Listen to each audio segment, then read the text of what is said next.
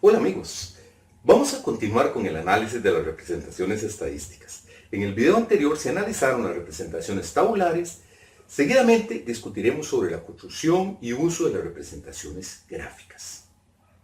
Las representaciones tabulares constituyen un instrumento muy valioso para resumir conjuntos de datos. Sin embargo, muchas veces es importante buscar representaciones que, además de resumir los datos, generen un efecto visual que sea atractivo para quienes deben recibir el mensaje. Las representaciones gráficas vienen a cumplir este cometido.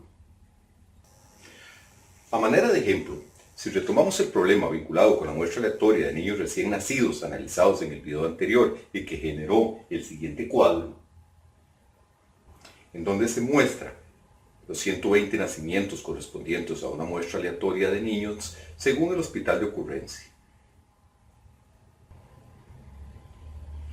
Parte de la información del cuadro anterior puede ser resumida por diferentes tipos de gráficos.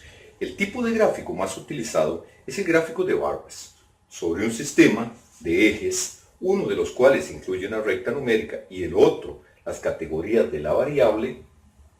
Se deben construir una barra que tenga longitud equivalente a la frecuencia absoluta o porcentual correspondiente a cada categoría, tal cual se muestra.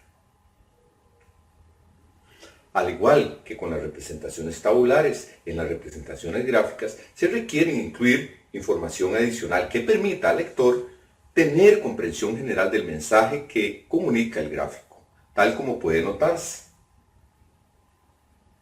Un título con las mismas características para los cuadros. Debe ser corto pero suficientemente explícito. Las barras que comunican la información de las frecuencias. El título de los ejes, tanto el eje X como el eje Y, y las fuentes y la nota aclaratoria que reúnen los mismos requisitos de los cuadros. Las barras se pueden representar también en forma vertical. Para diferenciar en qué momentos se utilizan barras horizontales o verticales, se recomienda que si el código de la categoría es numérico, entonces utilizar barras verticales, pero si estos códigos son palabras, la costumbre es emplear barras horizontales. Esto se hace únicamente con el propósito de favorecer la lectura, sobre todo cuando hay muchas categorías. Se tienen también los gráficos circulares o diagramas de pastel. En ellos, en vez de barras, las categorías se representan con secciones circulares que deben estar en proporción con las frecuencias de cada una de ellas, como se muestra. Adicionalmente, a los otros elementos incluidos en los gráficos de barras, se incluyen leyendas que indican la estructura o color correspondiente a cada una de las categorías. Tanto el cuadro inicial como los gráficos anteriores proporcionan la misma información al lector. Por esta razón, para el caso de que estemos elaborando un informe, se debe utilizar una única representación. Las representaciones gráficas también se pueden utilizar para realizar comparaciones entre variables. En el video anterior mostramos un ejemplo en donde se quería relacionar o comparar la condición de fumado de la madre durante el embarazo con el bajo peso al nacer del niño. En dicho video hicimos el siguiente cuadro que mostraba la relación entre estas dos variables.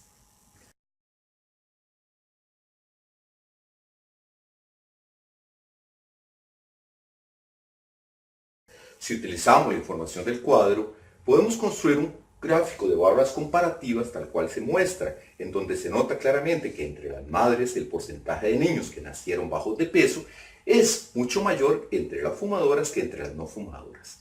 Esto obedece o nos lleva a la misma conclusión a la que llegamos en dicho análisis.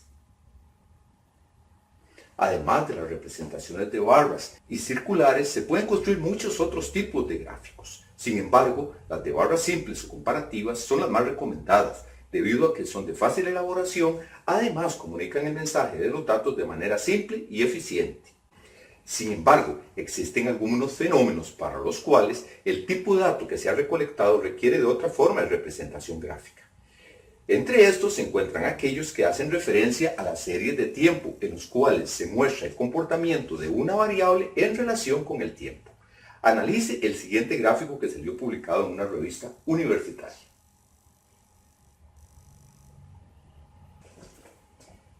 Esta representación, llamado gráfico lineal, muestra el patrón de comportamiento de las variables porcentaje de población sin agua domiciliaria e índice de pobreza, de manera decenal en el periodo entre 1960 y el año 2010. Podemos observar que el porcentaje de población sin agua domiciliaria experimentó un fuerte descenso, debido a que pasó en 1960 aproximadamente un 40% a ser prácticamente cero hacia el 2010. En cambio, el índice de pobreza también disminuyó, pero en forma que hasta 1980 hubo un descenso y después de ese año tendió a estabilizarse alrededor del 20%. La información del gráfico lineal puede ser representado también por medio de un gráfico de barras comparativas, como lo estamos viendo. Ambos gráficos comunican la misma información. No obstante, si lo que queremos mostrar es la tendencia de las variables en el tiempo, para comparar la evolución de estos porcentajes, el gráfico lineal es una mejor alternativa debido a que muestra el carácter continuo de esta variable. Sin embargo, se pueden realizar algunas mejoras a la representación original con el propósito de favorecer la lectura, tal cual podemos ver en esta nueva representación. Con las representaciones gráficas se debe procurar que transmiten el mensaje en forma correcta y no generan confusión a quien lo va a leer. Observemos el siguiente ejemplo. Aunque estéticamente puede parecer atractiva la representación, desde el punto de vista estadístico tiene varios inconvenientes. Primeramente, no es adecuado emplear gráficos que simulan 3 dimensiones debido a que se confunden las frecuencias correspondientes a cada categoría. Observe que para mejorar el mensaje debieron incluir el valor de la frecuencia en cada caso. Además, incluye mucha información para un solo gráfico. Pudo utilizarse para este caso un gráfico de barras comparativas, como mostramos acá. O también un gráfico de barras totales. Aunque posiblemente la mejor forma de resumir esta información y comunicar un mensaje en forma adecuada sea simplemente una representación tabular.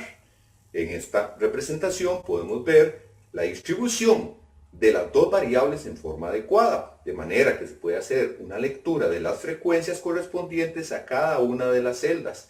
Esta información le llega al lector de una manera sencilla y clara. ¿Cuáles son las ventajas y las desventajas de una representación gráfica? Dentro de las ventajas tenemos: visualmente es muy atractivo y fácil de comprender. Es ideal para resumir datos simples, comparaciones sencillas o tendencias en series de tiempo.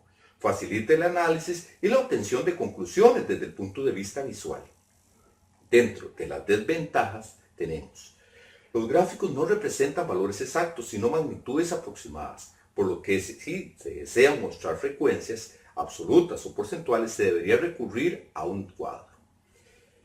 Pueden resumir mucho menos información de la que lo puede hacer un cuadro. Por ende, se dice que un cuadro es muchísimo más exhaustivo en este propósito. Se recomienda a los docentes que los diferentes elementos que se han discutido en este video sean objeto de análisis y discusión en las aulas. Para ello, se deberían diseñar actividades académicas que promuevan la discusión sobre estos tópicos. El paso de una representación tabular a una representación gráfica o viceversa son elementos de vital importancia para fomentar el proceso matemático de representar según establece el currículo. En los próximos videos continuaremos con el análisis de otras formas de representación.